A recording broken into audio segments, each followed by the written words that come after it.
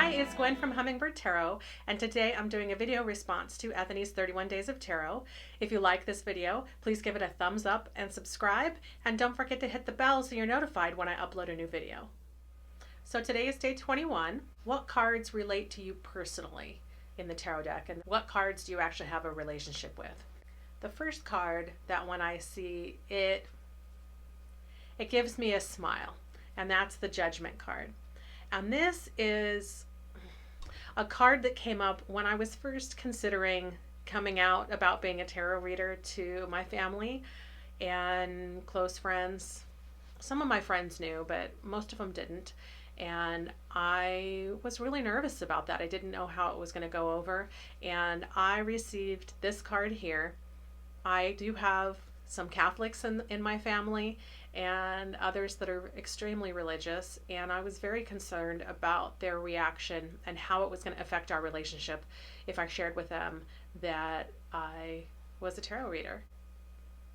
I got the Judgment card. I finally sat down. I'd been scared to ask the cards for some advice on how to proceed, and I really wanted to just be myself. That was the main thing. I felt like there was a big part of myself that I had been hiding, and I wanted to just be able to be myself and talk about what I'm doing and what's going on with me. And there was always a part of that I didn't share.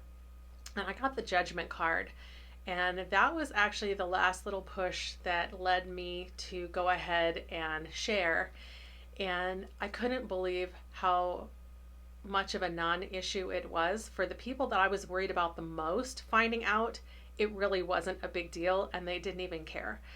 And I was so shocked. And then one person that was very Catholic I was a little concerned about, and the response from there was, well, you've always had a good head on your shoulders with everything else, so I don't see why you wouldn't with that either. So yeah, that was exciting. So every time I see this card, I get a little bit of a warmth in me that reminds me that went well for me, and that card was kind of the final little push to say, yeah, it's time. It's time. Stop worrying about it and just do it. The next card that comes up is the Ten of Cups. And this just reminds me of my family unit and how much of a support system I have. And anytime I'm a little bit worried about what's going on, this is a card that comes up, and it reminds me that I have a stable family behind me, a very solid foundation, lots of family members that are around me on a regular basis that I talk to regularly, and I can't forget that. So another card that I have a personal connection to is the High Priestess. And this card comes up for me in readings, when I'm doing readings for others, when I'm doing readings for myself. And the message that I seem to get the most from her is when I'm trying to decide how I want to proceed with something.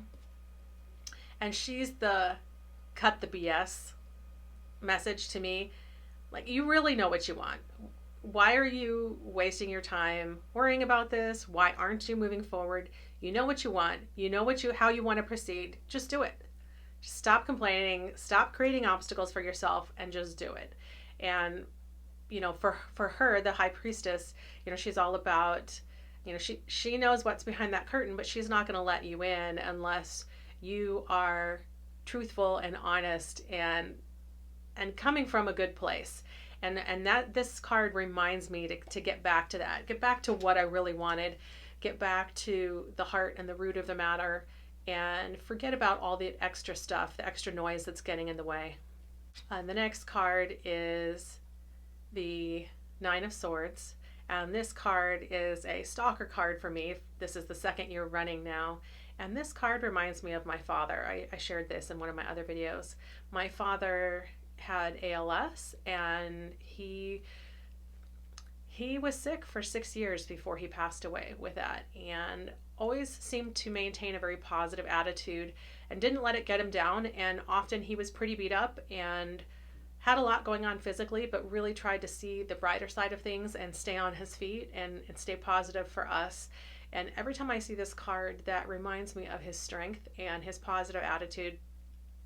And it's also like a little tap on the shoulder reminding me that he's still with me, and I do feel him around me. And whenever I feel like I need him around and I'm missing him, this card will come up for me and it reminds me of him. So, and then finally, the last card that has a really strong personal connection to me is the Nine of Swords. And the Nine of Swords, I get migraines a lot, and I do find that if I'm forgetting my self-care and I'm not doing a great job of grounding myself, my migraines are more intense and come around more often.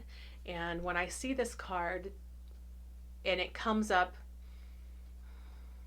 when I'm not feeling so great and I'm trying to figure out what's going on, and maybe I've had a migraine the day before, or I feel like I'm starting to get one, and this card pops up to me, it's a reminder that I need to take a moment to do some self-care and, you know, maybe just stop what I'm doing and focus on grounding myself and surrounding myself with white light, and, you know, putting some more protections around my house.